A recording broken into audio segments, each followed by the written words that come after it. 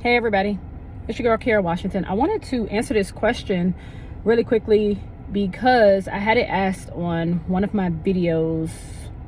It was from one of my older videos, but hope everybody's doing well. Thank you all for supporting, tuning in, and I always love when I hear that y'all are getting something out of this content. So I had a subscriber ask me this. They asked because they were interviewing for a position at Verizon. I want to say it was a retail sales position.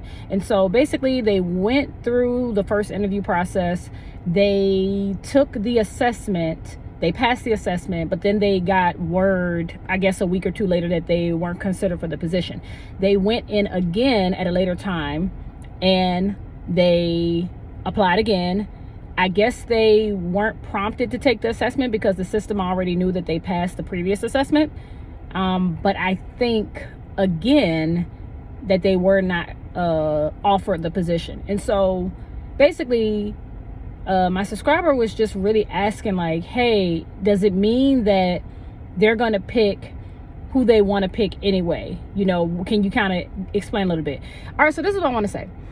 I've worked in a couple of corporate jobs, and this is one thing I've learned in interviewing within the company. So when it comes to interviewing within the company, say you are in-store sales rep, or let me just give my example. I remember when I was going for a lateral move. I was already a business account manager, but I was going to apply for a bigger store with bigger locations.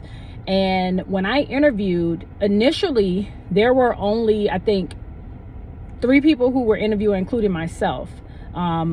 Even though I had a direct connection with the supervisor at the time and they wanted to offer me the job, they said, hey, you know, I want to give this job to you. Basically saying, hey, this job will be in the bag for you. However, policies and procedures state that we have to interview at least 2 candidates, including you. So this is how this works. Say someone who is already in-house, right? This person already has a current position for whatever company, right? That person, if they are already connected to that manager, supervisor, and they believe that that person would also be a great fit and they're already in-house, the likelihood of that person getting that position is like 95, 98, 99% that they will be offered the position over you. Now, the reason why I say that is because most companies prefer to hire within. Here's why. Most companies prefer to hire within. Number one is because they're already dealing with someone who knows policies, procedure, code of conduct, systems. They already know that this person has ABC qualifications, expertise, and skills, etc. The person that they're bringing from the outside, right? Because remember, if you've already been with the company, they know what your performance is, they know your numbers, they can research all this stuff. But if you're coming from the outside, they are going to have to depend on your word. This is why likability is very important, because I have seen people, and I have been a person myself who has come from the outside and have beat out the inside competition. So it's not that it's not likely, and it's not that you can't do it, but the likelihood of the person who is already established and working for the company in-house, especially if they are tenured, that person more than likely will get the position over you. So here is a way to caveat that. Let me give you one suggestion because this video is going to be quick. Here's a way to caveat that. What you want to do is you want to apply for more than one position. Let me say that again. Apply for more than one position. The reason why I say that is because the likelihood of you being selected for a position, and y'all, I'm working on the go today. I got a couple meetings, so if you see me looking down at my computer, I'm here, okay? The likelihood of you having more interviews and possibly getting a different position is more likely if you apply for more than one. Now, of course, this is based on your skill set, right? This is based on your qualifications. But this is what I will say.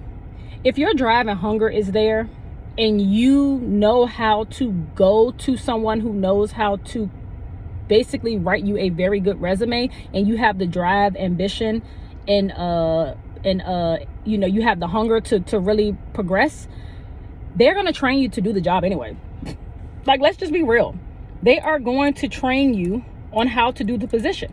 So even if your skill set is very light in comparison to the person or the people you may possibly be going up against, I'm telling you what I know.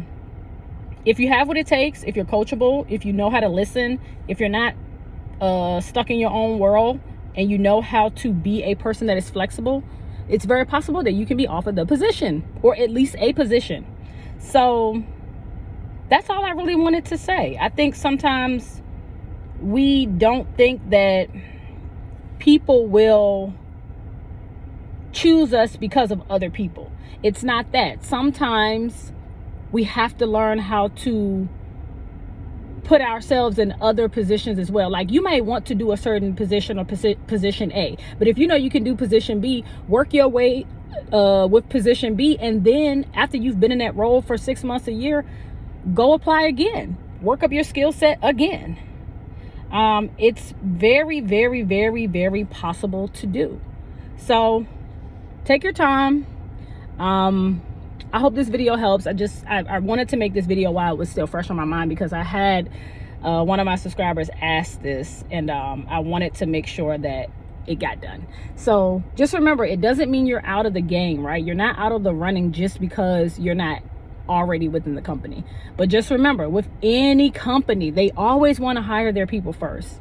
This is why what you'll notice about a lot of corporations is they pay for you to go to school, they pay for you to get extra certifications, because they want you to get that extra education, get those extra skills and certifications, and bring it back to the company. That's the goal. They will invest in you because they want you to bring it back in and help them make more revenue. So look at it like that. You know, it's not personal, but in anything we do, we have to learn how to step outside our comfort zone, and we have to learn how to just push ourselves to be better. Okay, so I hope this video helps. I'm about to sign off because I got a meeting to go to in another 20 minutes. So I will see y'all in the next one. Peace.